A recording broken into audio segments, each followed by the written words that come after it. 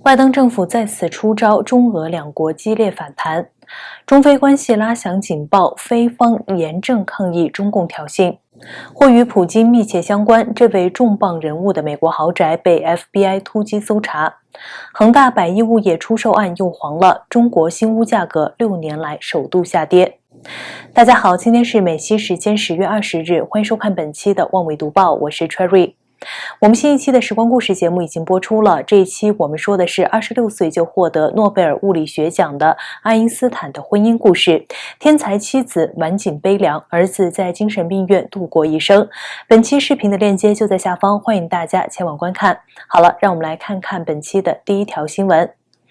拜登曾在8月宣布要在12月举办民主领袖峰会，邀请各国领袖线上参加，并在近日陆续向各国即将出席的领导人发出邀请函。对此，中国与俄罗斯外交部都表达了严正谴责立场。据报道，拜登8月宣布此消息时，并没有说明具体会邀请哪些国家，而哪些国家符合民主领袖的定义，也成为外界猜测的焦点。据外交政策杂志披露，受邀国家将会包括波兰、墨西哥、菲律宾等。此前布林肯国务卿曾表示将邀请台湾参加峰会，白宫之前时也透露邀请名单将会以包容性跟大帐篷式为原则，暗示有些民主体制有疑虑的国家也有可能受邀。随后有分析指出，民主领袖峰会被认为是拜登集结对抗专制政权的尝试之一。面对拜登政府的再次出招，有的玻璃心又碎了。在中共最高领袖习近平主席全过程民主思想的指导下，10月19日，中共外交部发言人汪文斌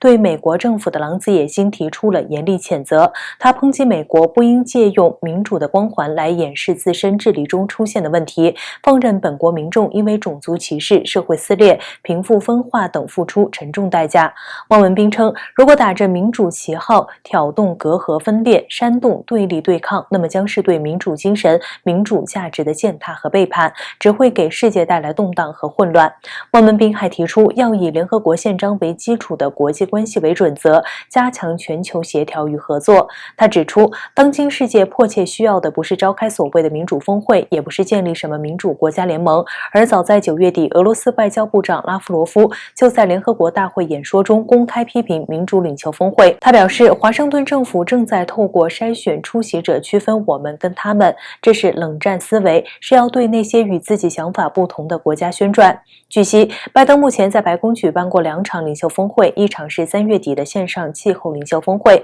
当时普京跟习近平都有出席发言；另2场则是9月底的印太四方领袖峰会，与印度总理莫迪、日本前首相菅义伟和澳洲总理莫里森首度同台。不过，美国前任国务卿蓬佩奥在近日接受专访时，则对拜登政府的对华政策表示批评。他认为，拜登政府在台湾、中国、阿富汗与伊朗等政策上显露出美国的软弱。蓬佩奥指出，川普政府非常清楚表明支持台湾，而且愿意帮助台湾人民抵抗北京当局，让北京清楚知道对台动武代价太大，但拜登政府并没有这样做。而最近更爆出中国8月试射极音速飞弹，显示相关技术先进程度远超乎美国想象，而美国政府未直接证实这则报道，只说美国欢迎激烈竞争的消息。对此，蓬佩奥认为这不应该是回应中共的方式。他说，拜登政府说欢迎激烈竞争，对中共这样说真的很奇怪。中共不是竞争者，而是敌人，表明了想让全世界变成跟中国一样的马列主义世界。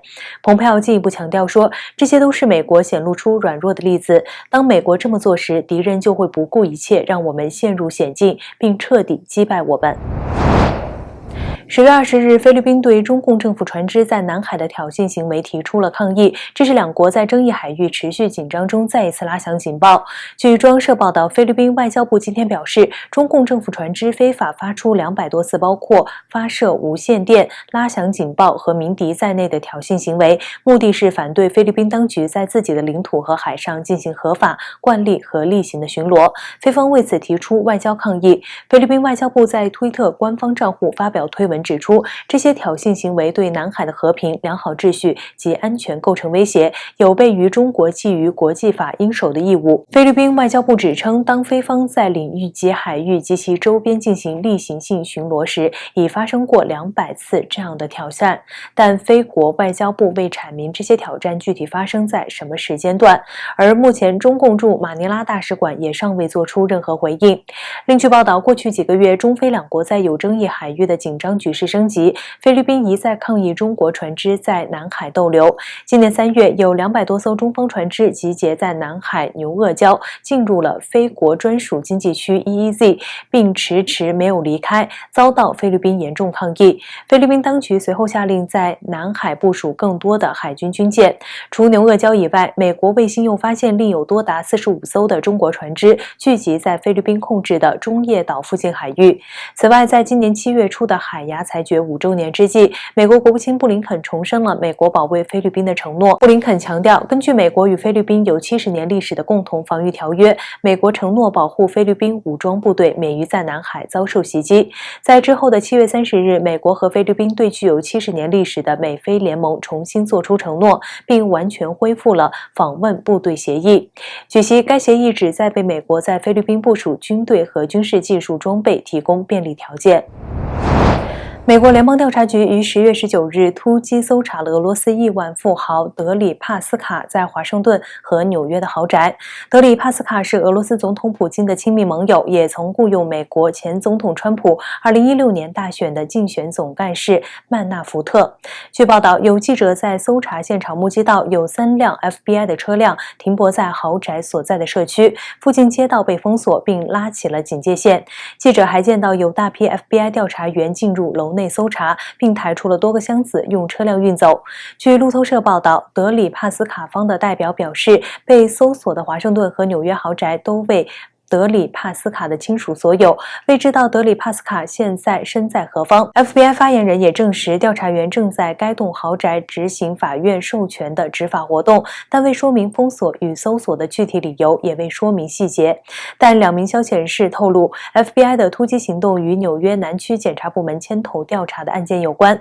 据报道，俄罗斯被指于2016年干预美国大选后，美国便向一批被指与俄罗斯总统普京有联系及具有影响力的俄罗斯人实施制裁。53岁的富豪德里帕斯卡就是其中一位。美国财政部指出，制裁德里帕斯卡是因为他替俄罗斯政府做事，或者声称替俄罗斯政府做事。有消息指出，德里帕斯卡涉及洗黑钱、刑事恐吓、敲诈勒索及非法窃听等罪行，因而受到调查。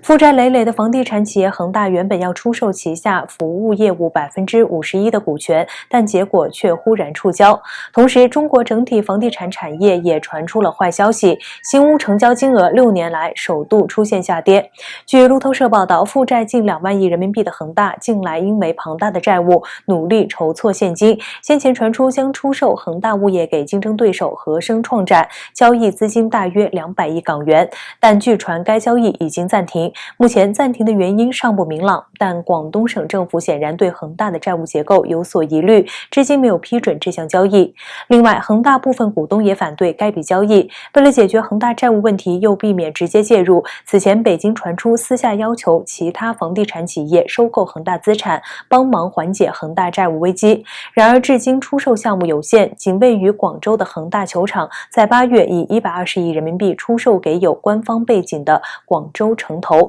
以及9月出售盛京银行持股套现约99亿人民币。此前，恒大董事长许家印在董事会中表明，要求要尽快完成交屋，透过交屋获得现金流。恒大过往高杠杆的模式在于出售大量的预售屋，再快速融资进行下一份建案。债务问题爆发之后，大量项目停工无法交屋，消费者也拿不到成品。雪上加霜的是，在房地产风暴冲击之下，中国新屋价格从2015年4月以来首次下滑，70个城市超过一半的新屋价格皆下滑了大约 0.5%。与此同时，中国第3季 GDP 成长也首次跌到 4.9%， 创下1年内新低。分析指出，新屋价格下跌恐怕将给中国房地产业带来进一步的冲击。不少中国消费者买房是因为看准房屋价格会上涨，房价若下跌，恐将中断中国过去数十年来以房地产蓬勃发展的市场循环。值得注意的是，中国央行曾在10月15日首度公开表示，恒大债务问题仅是单一个企业个案，整体房地产市场依然稳固。好了，以上是本期望为读报的全部内容，感谢大家的收看，我是 Cherry。如果你喜欢我们的节目，欢迎您点赞和转发我们的视频，我们下期节目再见。